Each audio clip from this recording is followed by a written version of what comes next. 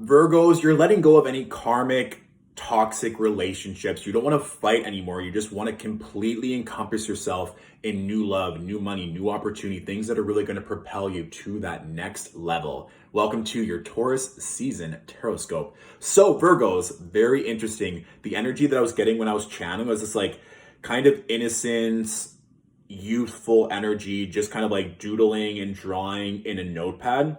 It was kind of like, in teen movies where it's like Mr. and Mrs., like that energy of really dreaming about love or just dreaming about opportunity. But there's also a very creative aspect as well, just like really continually pursuing any passion projects or any creative insights. And I'm pretty sure I got that download for you, whether that was for Aries season or Pisces season. But whatever you're doing creatively, keep doing it. Like there is this energy of continually progressing in that part of your work or in that part of your journey, but also too checking in with your inner child and making sure that they're having fun, that you're not just doing work with regards to your creativity, but you're also having fun and making sure you're balancing out the masculine and the feminine. And also some of you like are either really feeling frisky or really desiring intimacy because there was this energy of like lust and sex and really just wanting to be held and embraced. And no surprise, currently Venus is in Taurus, which is very auspicious energy for all earth signs, given that Taurus is also an earth sign like Virgo.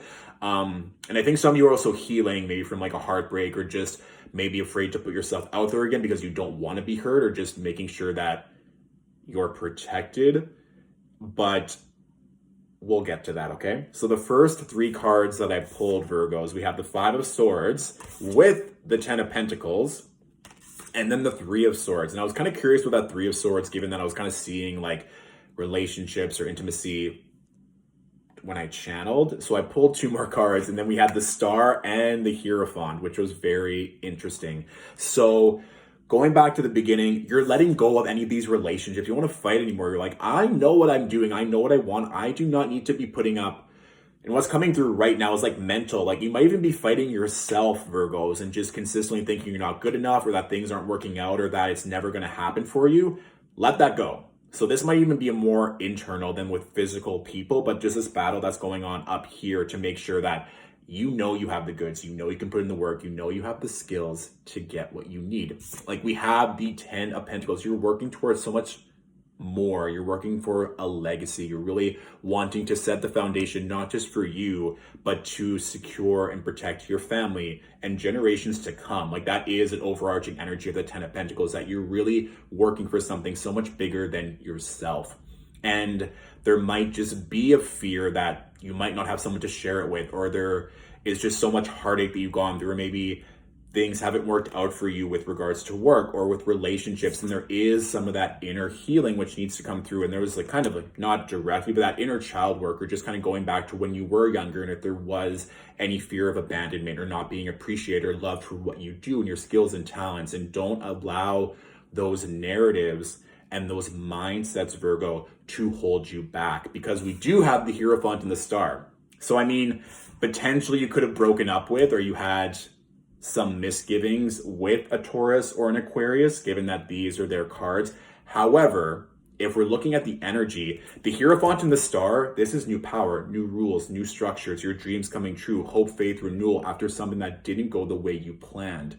So don't allow any past heartbreak, whether with regards to love or soul purpose, get in your way of what's to come. And like I said, what I'm feeling with that Five of Swords is more up here. So don't get stuck up there. Don't allow that ego to win. And it would be a really wise idea to release any of those doubts or fears that things aren't coming or things aren't working with that Scorpio full moon that we have on April 26th. Because that full moon is going to be a lot. It's going to be very emotional, a lot of triggers and traumas. So you might be feeling good right now if you're watching this at the beginning of Taurus season, but just note that when we get closer and closer to that Scorpio full moon, that those triggers or those traumas from your past may come up again. And there's always that contraction right before the expansion. So if we're looking at the Five of Swords and then right after the 10 of Pentacles, be aware that the other side of that full moon should be very prosperous. And there could even be like new lovers or new opportunities of really powerful people, things you always wanted. And then there can still be like that Three of Swords energy of like, oh, like, am I ready for this? I don't know if I can let this energy in. I don't know if I'm ready for it. You are. These two cards are very powerful in tandem together. But let us see what else is coming through for Virgos. What else do Virgos need to know for Taurus season? This is energy, like I've seen this kind of channel, this download already. This kind of like Kundalini, this serpent energy of letting go, releasing sexuality. And I mean, Venus and Taurus, hello, that intimacy, that really melding of souls and really wanting to commit to something, to commit to greater love is definitely there. But making sure that you're moving your body, Virgos, and making sure that you're allowing this energy to cycle through your body, so it's not just getting stuck maybe in your heart chakra or in your lower chakras. So that's just something, yeah, because now I kind of can just see this like snake living its best life and just totally having this freedom of just relaxing. There's no need to constrict yourself right now. And again, I think it's a lot of it's internal right now, Virgos. I don't think there's, and of course there may be external factors that are irritants or potentially causing delay, but if you can just really get your mind right, your body is going to follow, and it's just going to be so much more fun to enjoy this time during this Taurus season. Yeah, and just up your protection, up your security. I'm just seeing like this knight, and like they're very stoic and strong, and they're like surrounding you, and you're kind of like, it's like you're just distressed or anxious, like, is there someone coming for me? Is there something I have to watch out for? So if you're feeling unnerved or you're feeling anxious, just kind of pinpoint where that's coming from and just up whatever security, protection, copyrights, trademarks, anything that you're feeling called for. Either that can come in by the end of the season or just something to look into, so you don't have to feel like you're always looking over your shoulder. Yeah, good. Definitely the protection. And that could just be spiritual protection. If there are people sending you hate or jealousy, that you're just blocking yourself from that and making sure that's a practice you actively participate in. Mm-hmm. Yeah, good. Yeah. Oh, Virgos. Okay. So, one more card just to see. One more card, please. Because, yeah, we have some, like, work that is going to be done, you leaving behind things that are not working. And I think a lot of this is to do with that. Yeah, okay, good. That Scorpio full moon could be very triggering for you, or just something is going to come up. And the reason why I say that, we have the 10 of Wands with the 8 of Cups. And you can kind of see in that 8 of Cups a very full moon, and that figure walking away. You're walking away from things that potentially just breaking your back, or that you're working really hard for, that you're not seeing the results. But this is one thing too, that potentially been working on something that's been going and going and going. And it doesn't mean that you have to give it up right away, but you can take a pause. You can take a reprieve from just burning yourself out, or just going and going and going. And given that these cards are underneath the 5 of Swords, I really think it's making sure that you're not just fighting the same fight, or you're just putting all this energy into something that isn't actually serving you, whether that's a relationship or a mindset, because there is going to be an opportunity with this Judgment card for something that might be brand new. With the Page of Cups, this can be a creative outlet or even a romantic one, for something to come in that, yes, you might have to start from the very beginning or start from scratch, but you may know, Virgos, that there's just something that isn't working, a contract, a relationship, something that you've just been working so hard for. And usually I kind of warn clients with the 10 of Wands, like it's almost complete, but you just may feel like, I cannot keep going. And so use your intuition on this one. Like, don't just go off one tarot reading that you see on Instagram or on YouTube.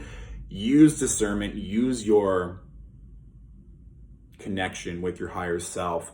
But there may just be something that you have to let go of, because there is an opportunity and you're feeling called that this new offer is way more aligned. It's with much better energy. And this is actually a space that you can get rid of this toxic energy to fully allow yourself to grow and expand. And the reason why I was really happy, this is, oh my gosh. So the bottom cards, can we just talk about all 3 of these cards for a second?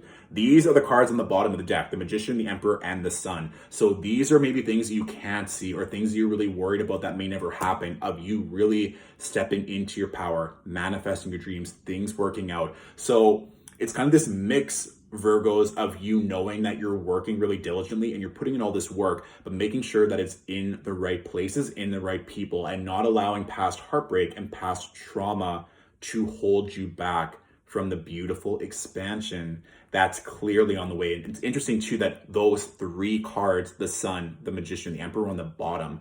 So sometimes I feel like people can see you as this boss where everything is going to be falling into place, but you're maybe the last one to know.